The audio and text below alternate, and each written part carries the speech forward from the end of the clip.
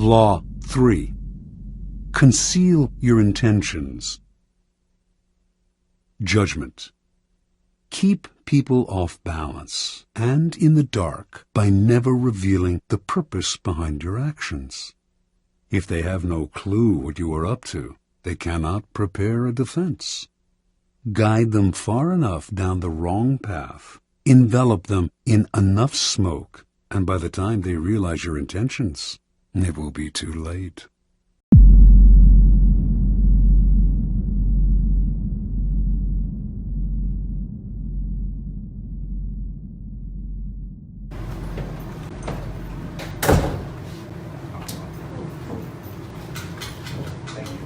Mayor, members of the council,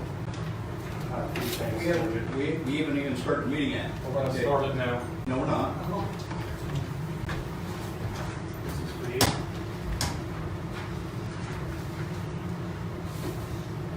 You can keep that. That's for you. Just leave that to, it's here somewhere, I'm sure.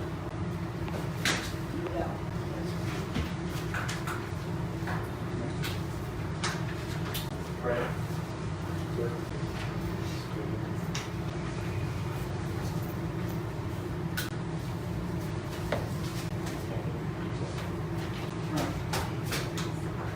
Where's Excuse me, this is my paper. where's Chief Conrad?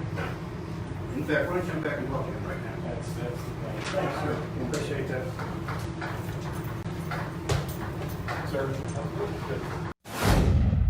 Previous meetings. Folks, just to let you know, when you do the right thing around here, you get terminated for it. That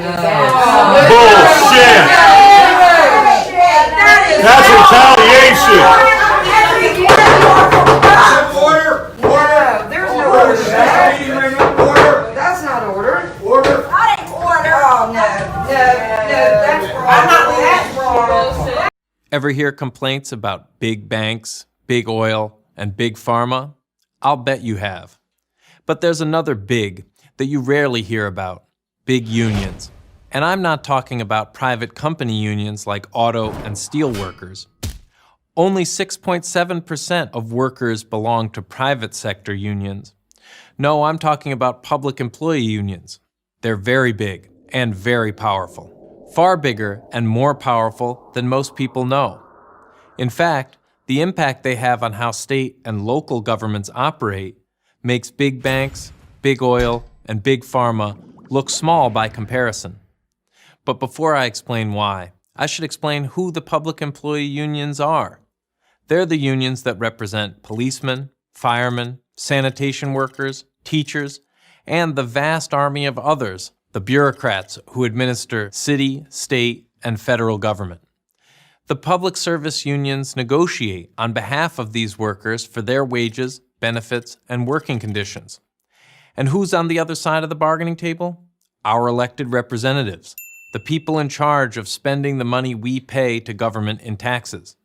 Think about this for a moment, and you will immediately realize that the goal of the public employee unions is to negotiate with union-friendly politicians. And the way to get friendly with the politician is to help him get elected, which is exactly what the unions do.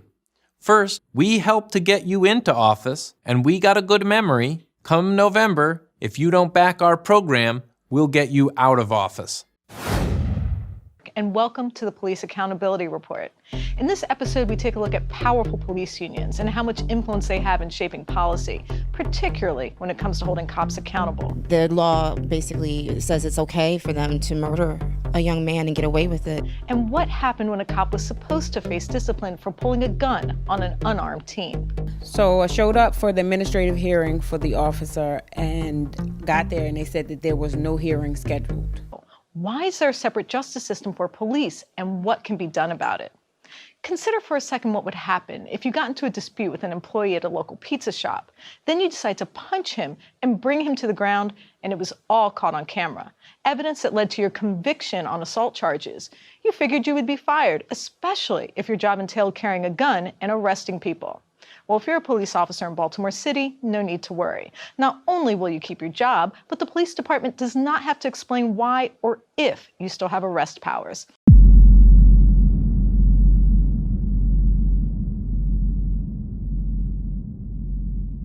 A CBS 2 political investigation that's revealed critical police misconduct records could go up in smoke. Critics say the police union's push to destroy misconduct files after just 5 years could undermine attempts at reform. Here's CBS 2 political investigator Dana Kozlov. So you trying to shoot? I killed. That's Chicago police officer James Hunt, caught on camera saying "I kill" in a video that went viral in 2018. CBS 2 investigator Brad Edwards later uncovered Hunt said it 4 years after he actually killed 17-year-old Deshaun Pittman, shooting him 10 times, mapped out in his autopsy report, viewed by his grandma. Look at all of these shots.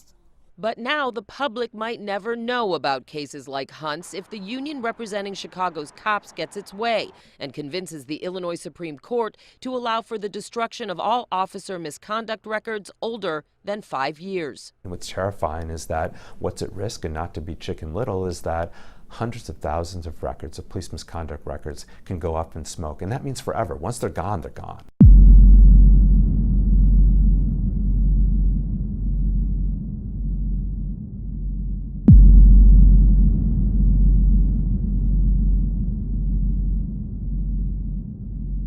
They're talking about blowing up the very records that the court needs, that the city needs, that the people of Chicago needs to actually remedy these civil rights violations. Tonight, San Francisco's police union says the chief should step down after he reversed course on a raid on a journalist's home. Yesterday, he apologized and said the raid may have been illegal. Night Beat's Betty Yu is in San Francisco with why the union isn't buying the apology. Betty. Juliet, the union today said that the chief's apology was just meant to save face and not really accept responsibility for his actions, which is what they want him to do. We made some mistakes in the investigation, so the mistakes caused a compounding of issues in this investigation. And, we made some mistakes. And now the police union is calling on Chief Bill Scott to step down. He apologized yesterday to the people of San Francisco and to journalist Brian Carmody at a police graduation. Officers may have violated his First Amendment rights when they raided Carmody's home to find who leaked the police report on the death of public defender Jeff Adachi.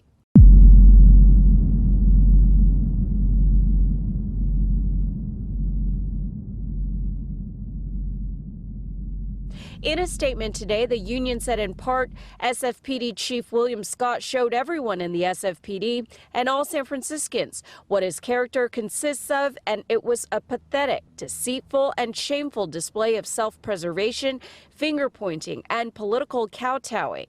We all deserve better.